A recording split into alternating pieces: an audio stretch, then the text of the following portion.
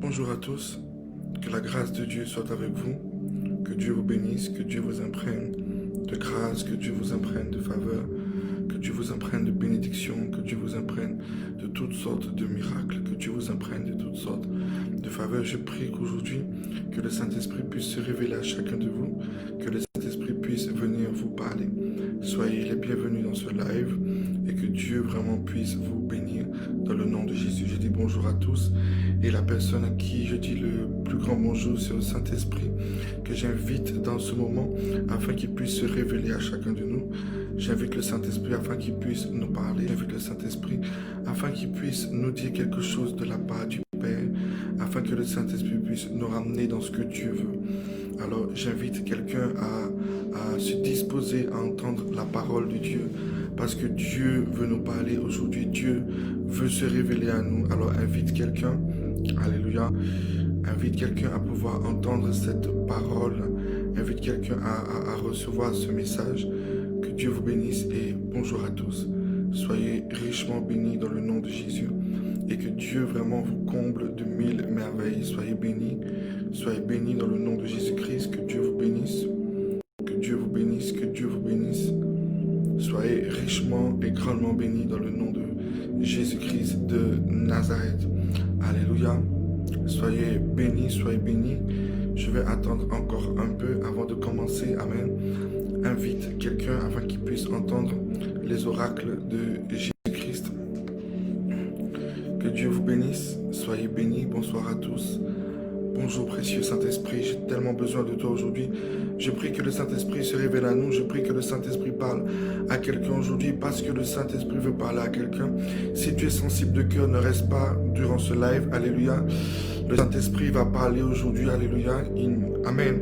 Si tu es quelqu'un qui a la crise cardiaque, ne reste pas pour écouter. Alléluia. Si tu es prêt à entendre la vérité, alors sois le bienvenu dans le nom de Jésus-Christ. Si tu n'as pas envie d'être froissé, tu peux déjà quitter le live. Si tu es prêt à être blessé pour être guéri, alors sois le bienvenu dans ce live. Mais le Saint-Esprit a envie de blesser pour guérir. Le Saint-Esprit a envie de parler à quelqu'un aujourd'hui. Le Saint-Esprit a envie de faire du bien à quelqu'un aujourd'hui. Alléluia. Le Saint-Esprit a envie de retirer une part de ténèbres pour ajouter une grande part de lumière dans chacune de nos vies. Alors sois le bienvenu si tu as envie d'entendre un message de la part de Jésus-Christ. Bonsoir à tous, que Dieu vous bénisse. Que Dieu vous bénisse. Que Dieu vous bénisse, que Dieu vous bénisse, que Dieu vous bénisse. Soyez bénis dans le nom de Jésus-Christ. Soyez bénis, soyez bénis, soyez bénis, soyez bénis, soyez bénis. Et que vous ne manquiez surtout de rien dans le nom de Jésus. Que Dieu puisse vous combler, que Dieu puisse vous fortifier. Alléluia. Soyez bénis dans le nom de Jésus-Christ.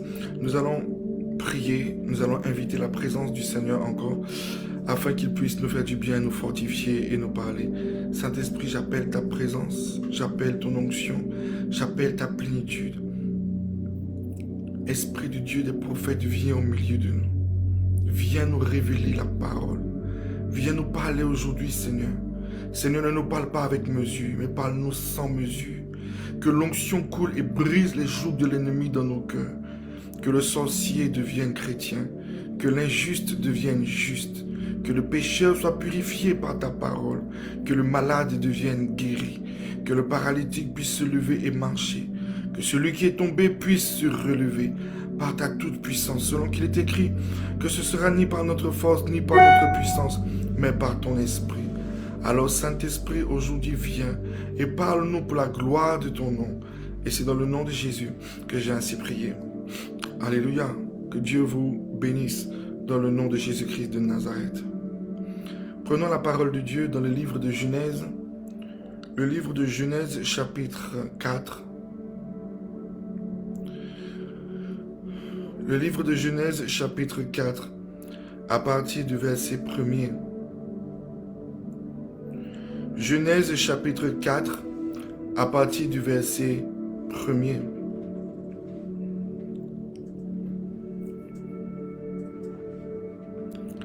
Adam connut Ève, sa femme. Elle conçut et enfanta Caïn. Et elle dit, j'ai formé un homme avec l'aide de l'Éternel. Elle enfanta encore son frère Abel. Abel fut berger et Caïn fut laboureur. Au bout de quelque temps, Caïn fit à l'Éternel une offrande des fruits de la terre. Et Abel de son côté en fit une des premiers-nés de son troupeau et de leur graisse. L'Éternel porta un regard favorable sur Abel et sur son offrande, mais il ne porta pas un regard favorable sur Caïn et sur son offrande.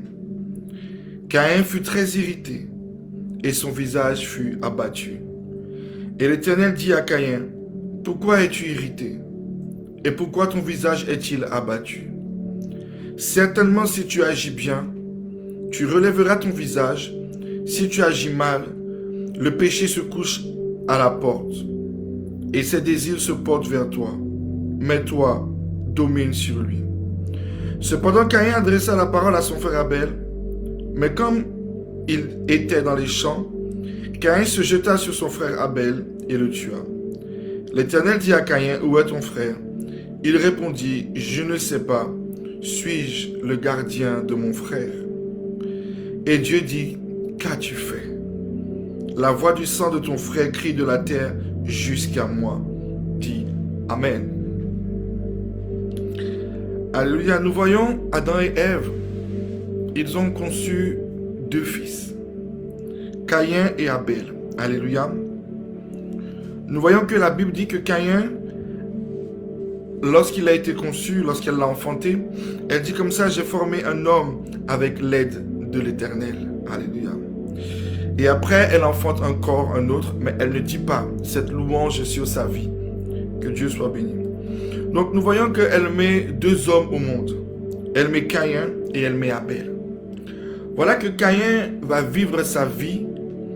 Caïn va grandir. Alléluia. Caïn va faire le choix d'être un cultivateur. Alléluia.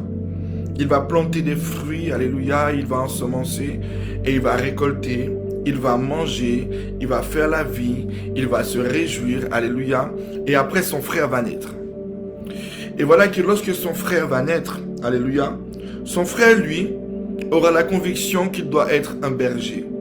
Et voilà que quand il va grandir, il va mettre son projet à exécution. Amen. Et voilà que lorsque son projet va naître, lorsqu'il y aura la première portée de son bétail, amen, il va prendre la première portée et il va la porter à l'Éternel, son Dieu. Amen. Donc, nous voyons la différence entre Caïn et Abel. Caïn, lui, c'est au bout de quelque temps. Au bout de quelque temps, il a apporté son offrande à l'Éternel, alors que Abel, lui, il a apporté dès qu'il a eu le fruit, dès qu'il a eu son projet, amen, il a apporté à l'Éternel en reconnaissant de ce que lui, il croyait que Dieu le lui avait donné et il a donné les prémices à son Dieu. Vraiment que Dieu soit béni. Alléluia. Donc, la différence qu'il y a entre Caïn et Abel, c'est que Caïn, lui, a fait d'abord sa vie. Caïn a d'abord fait son choix. Caïn a d'abord fait ce que lui a trouvé juste avant de penser à Dieu. Alors que Abel, lui, une fois qu'il a eu cette chose, il a d'abord pensé à Dieu. Donc, la différence entre Caïn et Abel, c'est leur manière de voir Dieu, leur manière de considérer Dieu. Alléluia. Ils sont tous les deux nés d'un fils semblable à Dieu, Adam. Alléluia. Mais nous voyons que ils vont réfléchir et ils vont penser différemment. Quoiqu'ils sont frères, ils auront tous les deux une manière différente de voir Dieu, de considérer Dieu, d'aimer Dieu et de servir Dieu. Les deux étaient serviteurs de Dieu. Alléluia. Caïn a servi Dieu, mais en son temps, quand il le voulait. La différence, c'est qu'il a fait passer ses intérêts. Il a d'abord voulu bien manger avant. Il a d'abord voulu se réjouir et après se souvenir de Dieu. Alors que Abel, lui, il s'est souvenu de Dieu dès que la première récolte est venue. Et c'est pour ça que la parole de Dieu dit que Dieu a porté un regard favorable. Alléluia. Un regard favorable à Abel. Parce que dans ce verset, Dieu nous montre ce qu'il recherche. Alléluia. Dieu ne cherche pas simplement une foule de serviteurs de Dieu. Dieu ne cherche pas simplement des personnes qui vont le servir pour le servir. Alléluia. Alléluia. Donc, dans ce passage nous montre deux catégories de chrétiens, deux catégories de pasteurs, deux catégories de prophètes, deux catégories de serviteurs de Dieu, deux catégories de chrétiens, deux catégories de fils de Dieu. Alléluia. Nous ne sommes pas en train de parler de quelqu'un qui est sataniste et de quelqu'un qui est chrétien. Non. Nous parlons de deux fils de Dieu. Mais la différence entre ces deux-là, c'est leur considération du Dieu, leur manière d'aimer Dieu. Alléluia, qui fait la différence. Et ce passage nous montre clairement que ce que Dieu recherche, c'est quelqu'un qui le fait passer en premier. Quelqu'un qui va considérer sa personne avant la sienne. Alléluia. Quelqu'un qui va considérer la personne de Dieu avant mon intérêt personnel. Ça veut dire que Dieu recherche un prédicateur, un pasteur. Dieu recherche un chrétien. Dieu recherche un évangéliste. Dieu recherche un chantre. Dieu recherche une hôtesse qui va vouloir que Dieu soit en premier dans sa vie et que Dieu soit honoré en premier. Alléluia. Alors que Caïn est la représentation parfaite de l'église d'aujourd'hui. Caïn est la représentation parfaite de ce qu'est le chrétien aujourd'hui. Oui, je veux Dieu, je veux suivre Dieu, je veux marcher dans les voies de Dieu, je veux plaire à Dieu, mais je veux faire les choses en mon temps. Je vais faire les choses selon le temps que j'ai décidé, dans ce que moi j'ai choisi. Alléluia. C'est vrai que je dois aller à l'église, mais il y a aussi la vie. Il y a aussi comment je dois me réjouir. Il y a aussi ma beauté, il y a mon âge. Il y a non, je vois que les autres font ça. Donc, je veux bien servir Dieu, je veux bien faire les choses de Dieu. Mais comme la Bible dit, je vais faire ce que Dieu me demande au bout de quelques temps. Dans le temps que moi j'aurais décidé. Dans ce que je vais, alléluia, je vais d'abord faire ce que je veux.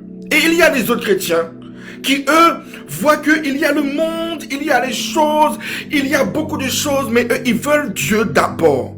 Alléluia. Ils veulent Dieu d'abord. Ils s'en foutent de ce que les autres pensent. Est-ce que les autres vont voir quelque chose? Mais nous voyons, il y a la sorte de chrétiens où ils veulent faire Dieu passer en premier. Ce qui les intéresse, c'est Dieu.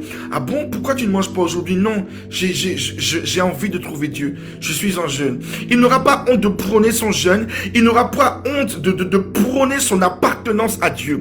Et il y aura l'autre qui, non, il veut se faire des camarades, il veut se faire des collègues, il veut se faire des amis, il veut se faire des sorties.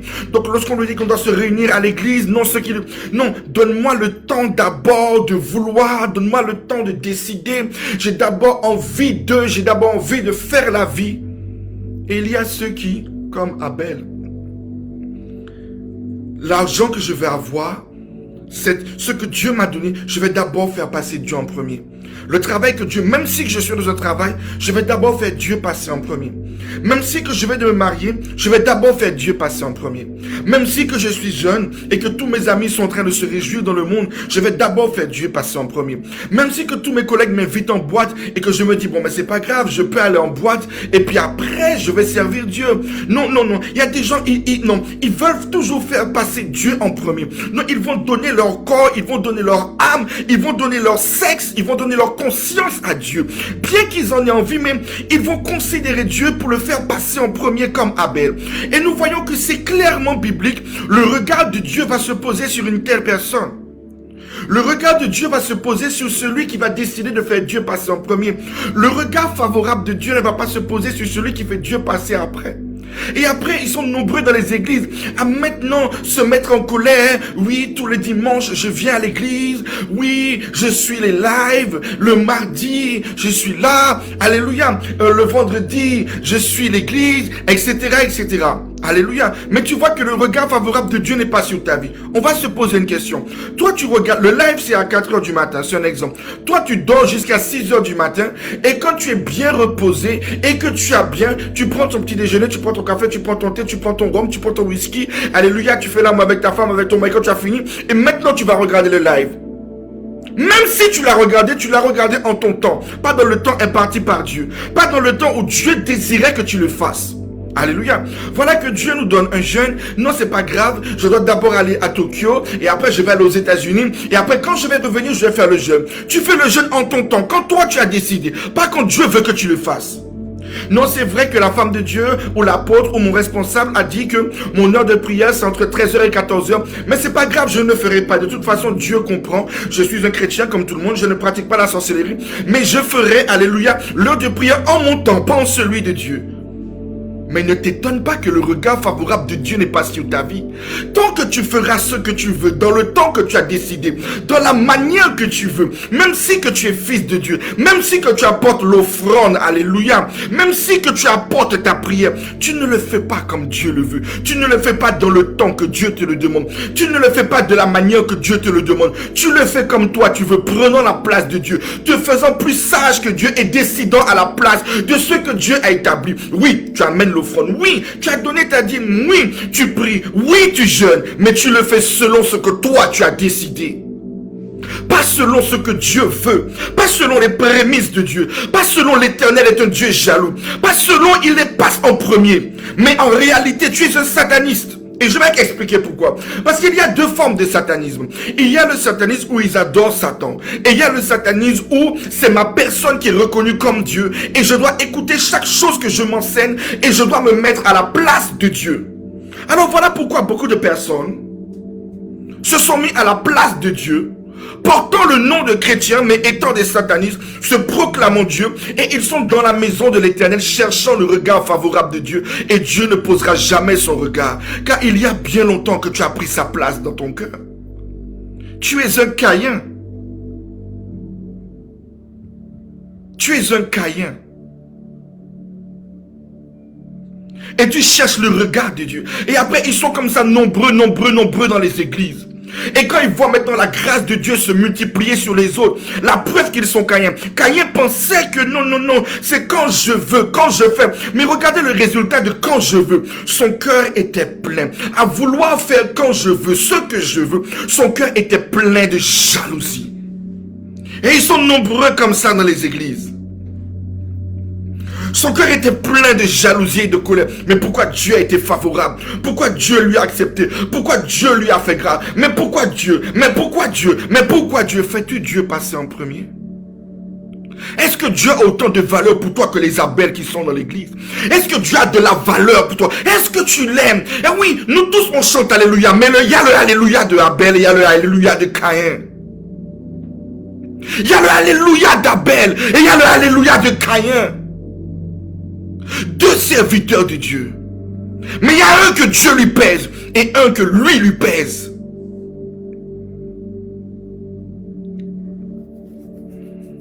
Alléluia. Et voilà que Caïn était là dans, on va dire dans l'église. Caïn est là, Caïn est irrité, vous comprenez, Caïn est énervé, son cœur est rempli d'amertume. Ah oui, je comprends pas, Dieu est injuste, Dieu bénit toujours celui-là, Dieu fait grâce toujours à celui-là, Dieu l'exauce toujours, Dieu fait toujours lui. Moi, Dieu ne m'aime pas, Dieu m'a abandonné, Dieu n'est jamais avec moi, et je ne sais pas faire, et nanana, pourquoi ça, pourquoi ceci, Dieu, toujours lui que Dieu fait grâce, toujours lui que Dieu bénit, et son cœur était plein. Il ne s'est jamais humilié pour mettre ses genoux à terre, pour dire, mais Seigneur, pourquoi? Sinon, pourquoi as-tu été favorable à Abel? Et pourquoi n'as-tu pas été favorable à ma vie? Pourquoi as-tu exaucé, Seigneur, alors que la Bible dit que la bénédiction vient pour l'aîné? Pourquoi as-tu été favorable au cadet? Je suis premier, Seigneur. Nous t'avons tous les deux apporté l'offrande. Pourquoi la mienne ne t'a pas été agréable? Pourquoi mon chant ne t'est pas agréable? Pourquoi mon chant ne te plaît pas? Pourquoi mon offrande ne te plaît pas? Pourquoi mon service ne te plaît pas? Pourquoi on doit tout le temps me reprocher ce que j'ai fait? Il n'a pas voulu s'humilier pour poser la question. Non. Parce qu'il n'avait pas cet amour pour Dieu. Il n'avait pas cet amour. Cet amour, alors que Abel était innocent. Abel aimait Dieu. Alléluia. Et lorsque l'amour est quelque part, lorsque l'amour est dans un cœur, les prémices ne sont pas demandées. Ça se fait seul. Je fais passer Dieu, je fais passer mon frère, je fais passer ce qui m'entoure en premier. Ce n'est pas du semblant, ce n'est pas du copier. C'est un Abel. L'Abel est rempli d'amour. L'Abel, l'Esprit lui parle, même sans qu'il ne le sache. Donc il a donné à l'Éternel, parce qu'il aimait l'Éternel.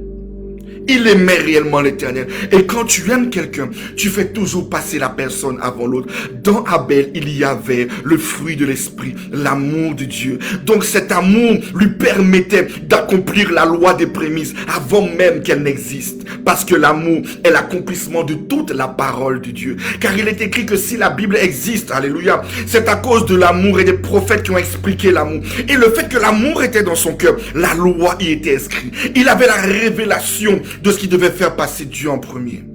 Alléluia. Mais Dieu est miséricordieux. Alléluia. Dieu est miséricordieux et j'aime le Seigneur pour cette énorme identité qu'il a, cette identité de miséricorde. Donc Dieu voit que Caïn est abattu. Dieu voit que Caïn n'est pas bien. Alléluia. Donc, même, vous savez, malgré l'orgueil de Caïn, Dieu essaie de tendre la main à Caïn. Alléluia, il lui dit, Caïn, pourquoi ton visage est abattu? Pourquoi ton visage? Alléluia, de la même manière que quelqu'un va te demander, mais pourquoi tu es fâché? Pourquoi tu es énervé? Mais tu es tellement menteur, tu es tellement hypocrite, tu es tellement saloperie, tu es tellement méchant que tu n'as pas envie de dire qu'en réalité tu es en colère, tu es jaloux. Alléluia, en réalité tu ne veux pas mettre à nu, là tu ne veux pas t'humilier. Alléluia, tu n'as pas envie de te rabaisser devant ce Abel, alléluia, devant ce Dieu, alléluia, qui ne t'a pas choisi, devant ce Dieu qui n'a pas agréé cette offrande. Alors tu me diras, non papa, je m'humilie devant Dieu, c'est faux. Si tu t'humiliais devant Dieu, tu aurais déjà changé. Humiliez-vous sous la puissante main de Dieu, afin que le diable fuit. Alléluia.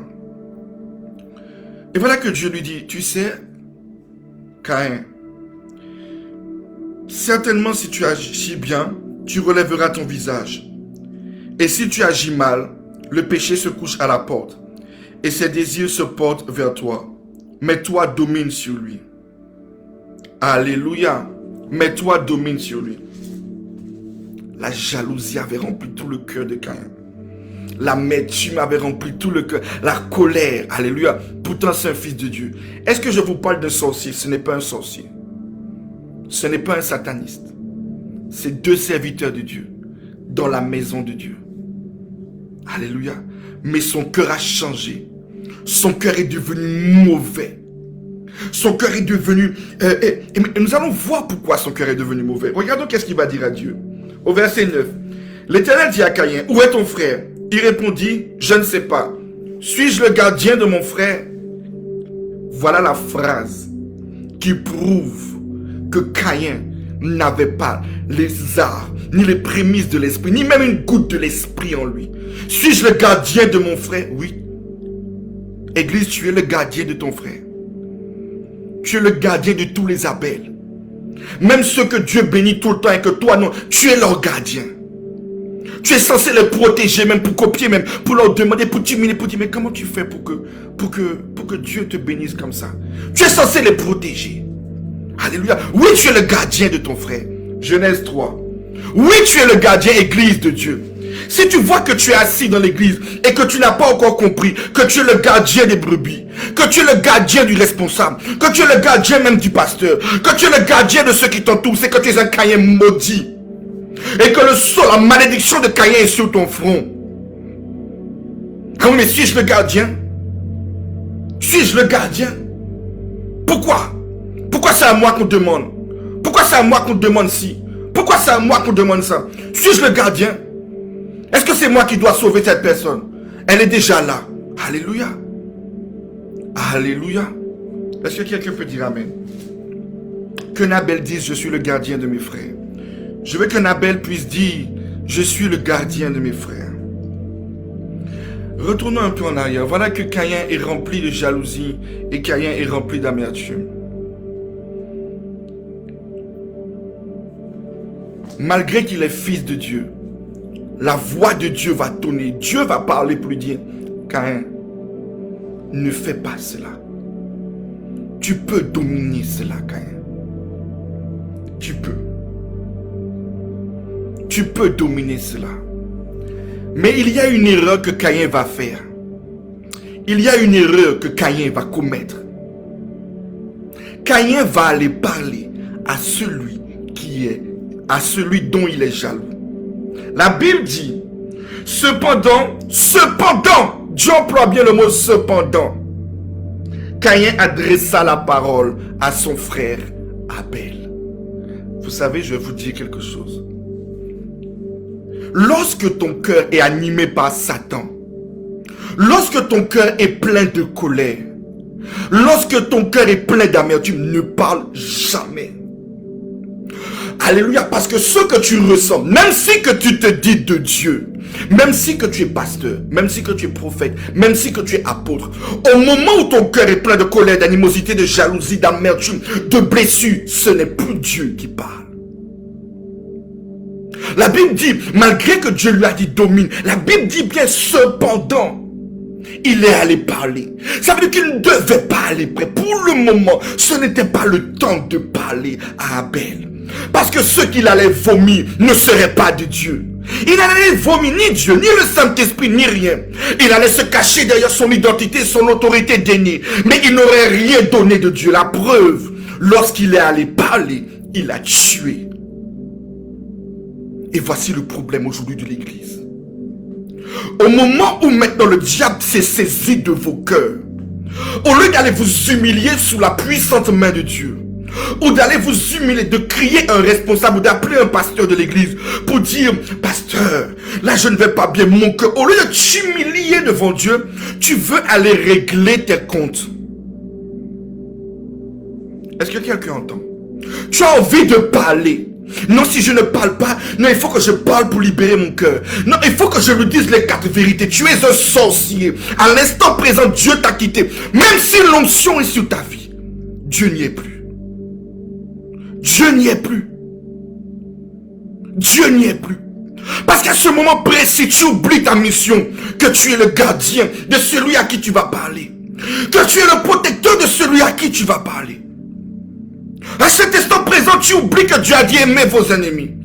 À cet instant présent, tu oublies que la parole de Dieu nous dit que tout est basé sur l'amour. À cet instant présent, tu oublies tout ça. Parce que ton cœur est plein du diable.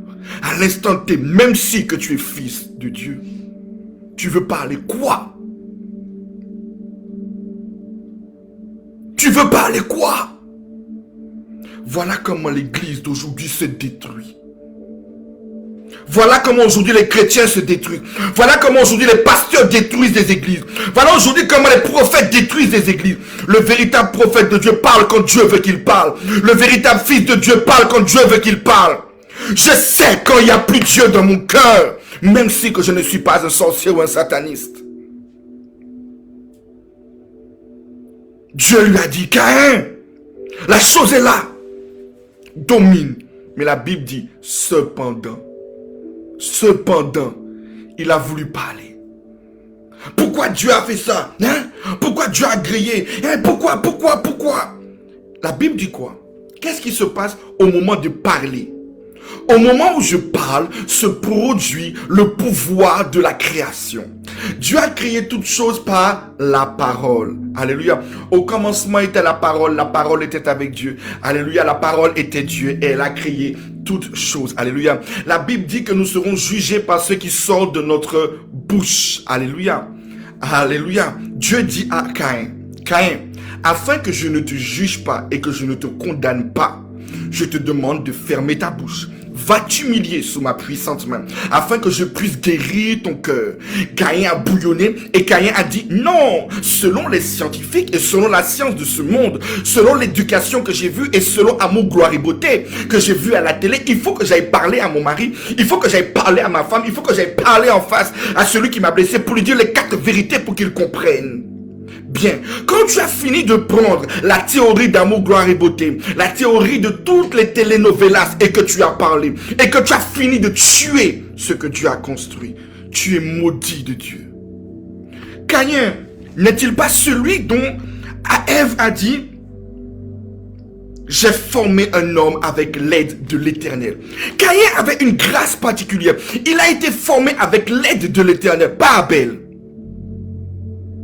Mais malgré cette grâce que Caïn avait, malgré cet appel que Caïn avait, malgré cette volonté que Dieu avait mis en Caïn, lorsque la faiblesse, lorsque le défaut s'est révélé, Caïn n'a pas su fermer sa bouche pour s'humilier devant Dieu pour être guéri.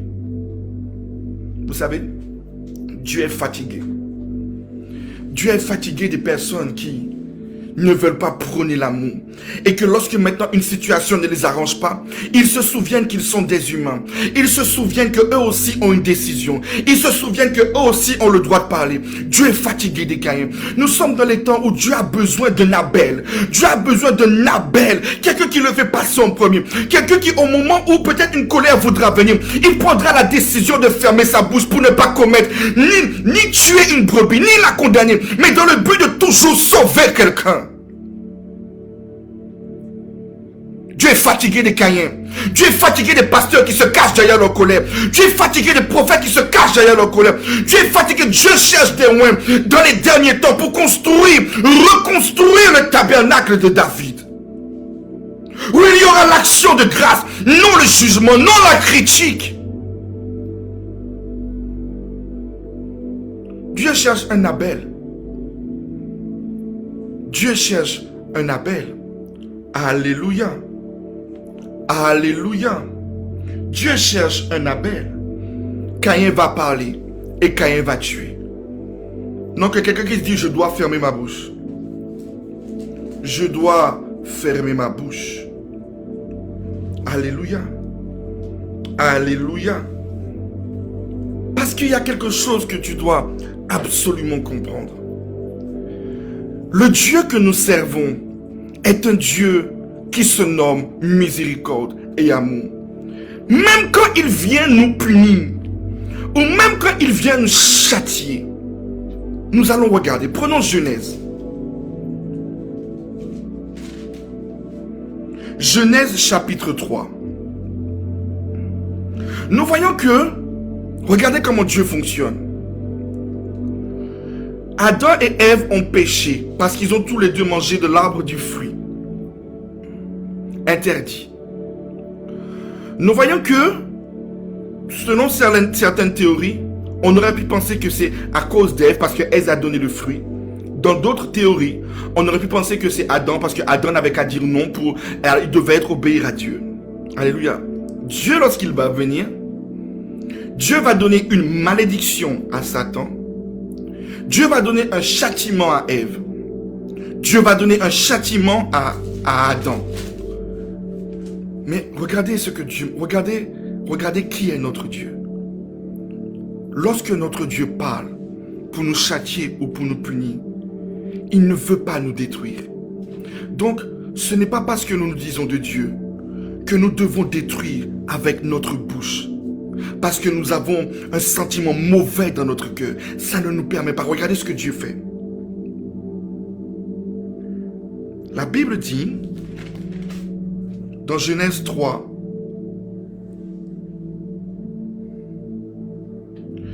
à partir du verset 21, l'Éternel Dieu fit à Adam et à sa femme des habits de peau et il les en revêtit. J'ai déjà lu ce passage des milliards de fois. Mais voilà que quand j'étais en train de lire la Bible, Dieu m'a dit, regarde mon équité, regarde ma justice, regarde mon amour. J'ai châtié Adam selon ce qu'il a fait. J'ai châtié Ève selon ce qu'il a fait. Mais au moment de couvrir leur honte, j'ai couvert les deux. Je n'ai pas pardonné à un plus que l'autre. Je n'ai pas justifié l'un plus que l'autre. Je n'ai pas caché la nudité de l'un plus que l'autre. J'ai caché la nudité des deux. Parce que les deux sont mes enfants. Même si l'autre a péché plus que... Les deux sont mes enfants. Les deux sont mes créatures. Donc j'ai caché la nudité des deux. Afin que les deux restent en paix. Et que les deux puissent comprendre le châtiment que je leur ai donné. Mais comprendre qu'ils peuvent encore se tourner vers moi. Ils peuvent encore revenir vers moi. Ils peuvent encore me parler. Je les ai châtiés. Mais j'ai caché leur honte. Équitablement. Justement. Miséricordieusement. C'est comme si tu as deux fils. Alléluia. Tu as un fils qui est ingénieur et un fils qui laboure la terre. Et tu as envie de donner plus d'honneur parce que les deux font des bêtises. Mais tu as envie de plus pardonner celui qui est ingénieur. Tu n'es pas un Abel. Tu ne juges pas comme Dieu. Tu n'es point sage à tes yeux. Aux yeux de Dieu du moins. Ta sagesse n'est rien. Elle est semblable à celle de Caïn qui aime parler. mais qui détruit. Alors que Dieu, il leur a parlé et il a couvert leurs péchés. Il les a tous les deux habillés. Vous avez été dépouillés de la gloire, c'est vrai. Et cela était les prémices, l'annoncement de ce qu'un jour, Jésus-Christ allait venir couvrir les péchés aussi de l'humanité, de nous tous. Et c'est là que là nous comprenons que Judas qui était un démoniaque et Pierre qui était un juif normal, alléluia, au moment de l'appel de Dieu, Dieu est pareil. Ils avaient le même ministère, ils avaient été appelés au même don de guérison, de miracles et de prophétie. Parce qu'au moment de l'appel, Dieu est juste. Et il est équitable. Et il donne à chaque personne la même onction, la même... Dieu était juste. Donc Dieu les a repris au moment de la réprimande. Et Dieu a couvert les deux. Dieu n'a pas arrêté de parler à un homme. La Bible dit même, c'est pas Ève qui a fait mal. La Bible dit que Dieu a aidé. Non, je veux que quelqu'un comprenne. Dieu a aidé Ève à mettre son enfant au monde. J'ai mis cet enfant avec l'aide de l'Éternel. C'est pas le Dieu qui venait de la châtier. C'est pas le Dieu qui venait de la reprendre. Le châtiment de Dieu n'a rien à voir avec la colère ou les blessures ou l'amertume ou la jalousie des hommes. Dieu peut être attristé, il nous châtie, mais son amour ne varie jamais. Son amour ne varie jamais. Dieu a revêtu les deux de la même manière, jusqu'à aider celle qui a fait pécher son un. Que quelqu'un dise, fiche que Dieu est merveilleux. Non, je veux que quelqu'un contemple l'amour de Dieu pour sa vie. Et à quel point, si nous sommes des fils de Dieu, nous devons changer notre manière de parler, notre manière de voir, notre manière de prêcher, notre manière d'intercéder, notre manière de reprendre, notre manière d'éduquer nos enfants, notre manière de parler à nos femmes ou à nos maris. Nous ne devons pas parler pour tuer ni détruire. Nous devons parler pour faire comprendre à quelqu'un justement qu'il a fait du mal. Lui montrer la voie, comment s'en sortir. Et si même il fait mal, l'aider à s'en sortir et comprendre. Je veux que quelqu'un comprenne que tu dois arrêter d'être un Caïn et que tu dois devenir un Abel. Tu dois arrêter d'être Caïn. Oui, Dieu est merveilleux, Dieu est extraordinaire. Mais Dieu attend que quelqu'un lui ressemble. Nous sommes dans les temps où Dieu veut que quelqu'un fasse comme lui. Le péché abonde sur la terre. Il n'y a plus personne qui est juste. Il n'y en a aucun. S'il n'y en avait aucun depuis avant que Christ ne vienne sur la terre, c'est pas maintenant qu'il y en aura un. Il n'y a aucun. Aucun qui soit saint. La Bible dit là où le péché a abondé, la grâce a surabondé. Dieu a besoin de bergers comme vous. Dieu a besoin de chantres comme vous. Dieu a besoin pas de prédicateurs pour laisser le péché battre son plein, non. Mais pour pouvoir donner une parole à quelqu'un qui va lui donner envie de quitter le péché. Mais tu vas couvrir sa honte pour lui montrer que même quand il a fait mal, tu es un fils de Dieu. Alors il saura que Dieu existe. Il saura que Dieu est vrai. Dieu cherche quelqu'un qui le fait passer en premier. Et faire Dieu passer en premier, c'est l'aimer Dieu lui et aimer les autres avant soi. Même quand nous sommes blessés. Dieu cherche quelqu'un comme Ruth. Sa mère spirituelle était pleine d'amertume. Dieu cherche quelqu'un comme Josué. Moïse le reprenait sévèrement. Mais tout ce qu'il voulait, c'était Dieu. Dieu cherche quelqu'un comme Élisée. Élisée lui disait tout le temps, quitte-moi, pars, quitte-moi. Et lui disait, non, je veux ton Dieu, non, je veux ton Dieu. Dieu cherche quelqu'un comme Jean. Jusqu'à la fin, il a suivi Christ. Dieu cherche quelqu'un. Dieu cherche quelqu'un comme Pierre qui est prêt à être fouetté et être content. Dieu cherche quelqu'un qui est prêt à être blessé mais qui va continuer à prêcher l'amour. Et qui va pleurer pour être soigné mais qui ne va pas se détourner du véritable évangile. Dieu cherche quelqu'un qui va prier pour avoir la sagesse, pour que l'église soit construite et pour que les problèmes de l'église n'aillent pas dehors. Mais pour que l'église puisse se soigner, Dieu cherche quelqu'un qui lui demande la sagesse pour faire grandir son royaume. Dieu cherche quelqu'un. Dieu cherche quelqu'un. Dieu cherche quelqu'un. Si tu n'as pas compris cela, même si que tu fais la Pâque, c'est inutile. comprends qui Dieu veut que tu sois. Pour que quand la Pâque viendra, Dieu fasse tomber le Caïn de ta vie. Et que Abel, que le sang qui intercède, que Jésus-Christ naisse. Que Jésus-Christ naisse en toi. Que quelqu'un puisse voir vraiment cette nouvelle créature que tu es. Celle qui aime. Celle qui peut être blessée, mais qui ne va pas parler pour détruire ni tuer. Qui va parler pour t'expliquer que ce que tu as fait est mal, mais que tu peux toujours tourner ton regard vers moi, car je couvrirai toujours tes fautes. Car c'est à ça que je suis appelé. Et Jésus-Christ l'a fait. Il est venu et il a intercédé pour les coupables. Et ceux qui se disaient de Dieu, les pharisiens et les sadducéens, se disaient, mais s'il était prophète de Dieu, il n'aurait pas laissé qu'une telle prostituée s'approche de lui. Non, il était simplement en train de faire le rôle de son père, couvrir la honte de quelqu'un. Couvrir la honte de Saul qui tuait les chrétiens pour qu'il devienne Paul. Il a voulu couvrir la honte de Judas, mais Judas n'a pas voulu. Judas n'a pas voulu se laisser convertir.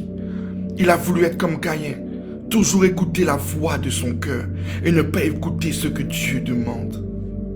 Vous savez, notre cœur ne dit pas toujours la vérité. Sinon Dieu aurait dit, ce sera ni par notre force, ni par notre puissance, mais par la voix de notre cœur. Mais il a dit, ce sera ni par notre force, ni par notre puissance, mais ce sera uniquement par le Saint-Esprit. Donc même si que tu es de Dieu, ton cœur ne dit pas toujours la vérité. Parce que celui de Caïn n'a pas dit la vérité. Caïn n'était pas un sorcier. Caïn n'était pas un sataniste. Mais à l'instant présent, il a manifesté tous les fruits que le diable pouvait manifester. Alléluia. Dieu a dit à Caïn, es-tu le gardien de ton frère?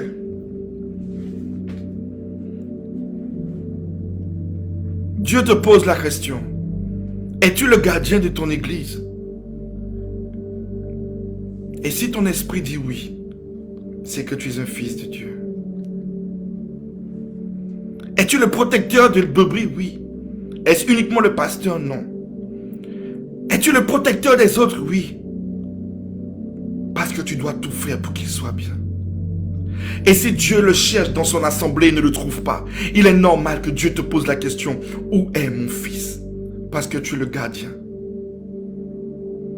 Tu es le gardien du peuple de Dieu. Alléluia. Prenons la Bible dans 1 Corinthiens 6, à partir du verset 1er. Quelqu'un de vous, lorsqu'il est indifférent avec un autre, ose-t-il plaider devant les injustes et non devant les saints? Ne savez-vous pas que les saints jugeront le monde? Et si c'est par vous que le monde est jugé, êtes-vous indigne de rendre les moindres jugements? Ne savez-vous pas que nous jugerons les anges? Et nous ne jugerions pas à plus forte raison les choses de cette vie? Quand donc vous avez des différends pour les choses de cette vie, ce sont des gens dont l'Église ne fait aucun cas que vous prenez pour juge. Je le dis à votre honte. Ainsi, il n'y a pas parmi vous un seul homme sage qui puisse prononcer entre ses frères. Mais un frère plaide contre un frère, et cela devant des infidèles. C'est déjà certes un défaut chez vous que d'avoir des procès les uns avec les autres. Pourquoi ne souffrez-vous pas plutôt quelques injustices? Pourquoi ne vous laissez-vous pas dépouiller plutôt? Mais c'est vous qui commettez l'injustice et qui dépouillez. Et c'est envers des frères que vous agissez de la sorte. Ne savez-vous pas que les injustes n'hériteront pas le royaume de Dieu? Qu'est-ce que Dieu nous dit? Lorsqu'il y a des difficultés dans l'église, c'est à ta collègue que tu vas parler. C'est à ta comptable que tu vas parler. C'est à tes employés que tu parles. Ils n'ont aucune sagesse de Dieu. Ils n'ont rien de Dieu. Et tu prends les choses de l'église et tu vas parler avec des païens. Avec ta famille qui n'a aucune conscience de Dieu. Polluons la conscience des païens avec les choses de l'église. Quelque chose que tu aurais pu aller voir un responsable de l'église. Dieu dit, n'y a-t-il pas un sage? Y a-t-il pas quelqu'un de sage parmi vous pour régler cette situation afin que l'église, l'épouse de Christ soit bien vue? C'est vous qui prenez l'église et qui la bafouez. Et Dieu vous en veut pour cela. Vous prenez le royaume de Dieu et vous l'humiliez aux yeux des païens. Et après tu lui dis, oui, je t'invite à l'église, je t'invite à l'église. Mais tu as oublié que quand ton cœur était comme celui de Caïn, comment tu as humilié l'église de Dieu devant ce païen-là. Quand ton cœur s'est calmé, maintenant tu lui prêches l'évangile. Dieu te dit que de telles personnes n'hériteront pas le royaume de Dieu. Il dit déjà que vous ne devez pas avoir de problème entre vous. Mais si même le problème vient, y a-t-il pas quelqu'un qui peut prier pour dire, Seigneur, donne-nous la sagesse pour résolver cette situation? Comme une famille, comme des frères et des sœurs, sans se juger de le mauvais côté, mais prononcer une parole qui ne va pas tuer, mais qui va nous construire et couvrir ensemble nos hontes. Où sont passés les vrais chrétiens? Vous êtes là nombreux, vous dites que non, je suis chrétien, mais vous avez perdu la foi il y a longtemps. Parce que la véritable foi est d'aimer. La véritable foi est de pardonner. La véritable foi est de comprendre que nous sommes l'église de Christ et que nous devons couvrir nos erreurs et prier pour que nous puissions y arriver. Il n'y a-t-il pas un sage dans l'église qui puisse comprendre cela? Il n'y a-t-il pas une personne dotée de la sagesse de Dieu pour comprendre cela? Et Dieu pleure et Dieu est attristé. Et quand je me lavais, Dieu me dit, je suis fatigué. Je suis fatigué des pasteurs qui se combattent. Je suis fatigué des combats entre pasteurs et brebis, brebis et pasteurs. Je suis fatigué entre combats et brebis et brebis.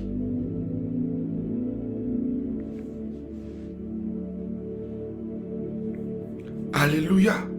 Où est passée l'église? Où est la foi? Où sont les vrais chrétiens?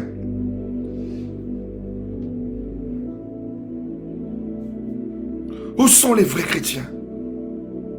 Où sont les vrais chrétiens qui ont compris quand que l'église a été créée que je suis le gardien de mon frère? Il n'a pas de chaussures, j'achète. Je l'aide à grandir. On n'est pas là pour se jalouser. On est là pour construire notre éternité ensemble. On est là pour avoir le royaume de Dieu ensemble. Où est la véritable église de Christ? Ou sommes-nous simplement des hypocrites? Oui, c'est ce que nous sommes. Des hypocrites. Voilà ce que nous sommes. Uniquement des hypocrites. Nous portons le nom de chrétiens, mais nos cœurs sont des sorciers. Nos cœurs sont mauvais. Voilà ce que nous sommes. Cachés derrière le titre de diacre, cachés derrière le titre de prophète, cachés derrière le titre de chantre, cachés derrière le titre de responsable. Où est l'église de Christ? Où est-elle? Caïn, où est ton frère? Église, où est ta sœur? Église, où sont les brebis de Dieu? Église, où sont les sorciers que Dieu veut sauver? Église, où sont-ils? Vas-tu les sauver avec une parole qui va les tuer? Ou vas-tu les sauver avec une parole qui va les corriger, mais en leur faisant comprendre que tu peux couvrir leur honte par le sang de Christ et l'amour que toi tu représentes? Où est l'église de Dieu?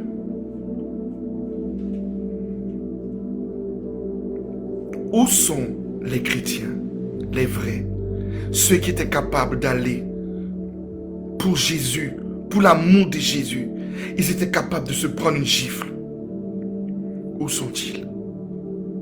Pour l'amour de Jésus, où sont-ils? Avons-nous pensé qu'en réalité, nous étions réveillés alors que nous sommes réellement morts? Nous sommes comme l'assemblée des morts, comme dans la prophétie d'Ézéchiel. Peut-être que nous pensons que nous sommes vivants, mais quand Dieu nous regarde, il voit simplement une assemblée d'os morts, dépourvus d'amour, dépourvus d'affection, dépourvus de loyauté, dépourvus de fidélité, dépourvus de miséricorde, chantant Alléluia, mais il n'y a rien comme amour. Il n'y a rien.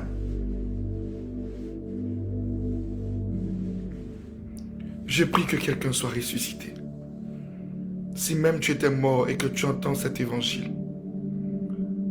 alors dans le nom de Jésus-Christ, sors de la tombe. dans le nom de Jésus-Christ. Si même tu étais paralysé dans l'amertume et dans la haine et la colère ou les blessures, lève-toi et marche maintenant dans l'amour de Dieu. Si tu avais été aveuglé maintenant par la méchanceté des hommes, alors reçois la vue et regarde comme Christ.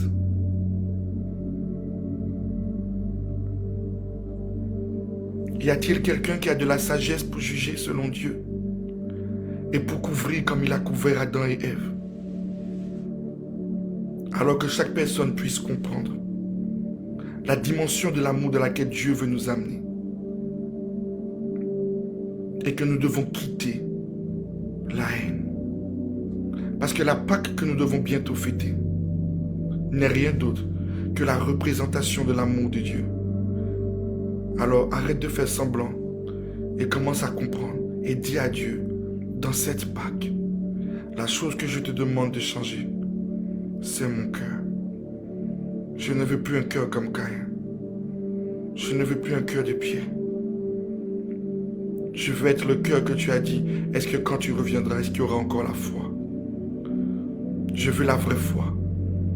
Je veux être capable de mourir pour toi, d'aimer pour toi, pardonner pour toi. Alors que Dieu vous bénisse. Que Dieu vous bénisse. Église de Christ, que le Saint-Esprit vous fortifie. Que le Saint-Esprit vous ramène dans la voie de Dieu et nous donne à aimer comme lui nous a aimés. Arrêtons de tuer. Si tu vois que tu vas faire du mal, ferme ta bouche. Celui qui parle peu, pêche peu. Alors que Dieu vous bénisse, que Dieu bénisse ma femme, que Dieu bénisse mon fils Yohan, que Dieu vous bénisse chacun de vous et que Dieu nous donne à réussir ce pourquoi nous sommes sur la terre. Dieu a besoin de nous. Dieu a besoin de nous pour prêcher l'évangile. Dieu a besoin de nous pour annoncer l'évangile. Dieu a besoin de nous pour permettre à quelqu'un d'être sauvé. Pas pour donner un mauvais jugement, mais le plus grand des jugements est celui d'aimer et de détruire l'accusation. Alors que Dieu vous bénisse. Nous allons prier. Nous allons prier. Nous allons demander pardon à Dieu. Pardon à Dieu là où nous avons fait mal, là où nous n'avons pas été à la hauteur. Prions. Père, nous te demandons grâce et miséricorde. Nous reconnaissons nos imperfections humaines, notre méchanceté, notre mauvais cœur. Nous reconnaissons bien des fois avoir été même plus mauvais que Caïn. Caïn a tué un, nous en avons tué 10, si ce n'est pas plus. Mais nous venons devant toi, Seigneur, devant l'œuvre de la croix, nous repentir, selon qu'il est écrit que lorsque la parole de Dieu descend, elle vient pour nous sanctifier. Alors Seigneur, si cette parole est venue, c'est que tu as voulu nous corriger et nous ramener dans l'esprit de Dieu qui est l'amour. Alors puisses-tu nous pardonner et que ton sang précieux puisse effacer nos erreurs et que nous puissions aujourd'hui recommencer toutes choses encore. Dans ce premier mois de l'année, Seigneur, que nous puissions continuer cette année dans de nouvelles choses, dans de nouveaux sentiments, celui de l'amour, de l'affection, Seigneur, de la loyauté, de la fidélité, de la miséricorde, pour la gloire de ton nom, au nom de Jésus-Christ. Saint-Esprit, je t'appelle sur tous ceux qui sont dans ce live. Je t'ai posé une question et je t'ai dit quel est le verset de la Bible le plus important qui me fera réussir. Et tu m'as dit, ce sera ni par votre force, ni par votre puissance, mais par le Saint-Esprit. Alors Saint-Esprit, je t'en supplie. Personne du Saint-Esprit, je t'en supplie. Répands ta force et prends le contrôle de nos cœurs. Donne-nous à lire la Bible pour fortifier notre âme et continuer à exercer le ministère que tu nous as envoyé faire sur la terre. Saint-Esprit, donne-nous une alliance avec toi pour prier, pour nous nourrir de tes voies, de tes commandements, pour nous donner la force de te chercher, de t'aimer, de te respecter et d'honorer les voies de Christ. Aide-nous à quitter la haine. Aide-nous à quitter l'amertume. Aide-nous à quitter les blessures. Saint-Esprit, toi seul peux le faire. Toi seul peux créer cette guérison dans nos cœurs. Alors Jésus-Christ de Nazareth, glorifie-toi, afin que nous puissions être ce que tu attends de nous. Et c'est dans le nom de Jésus-Christ que j'ai ainsi prié. Et nous disons Amen. Que Dieu vous bénisse.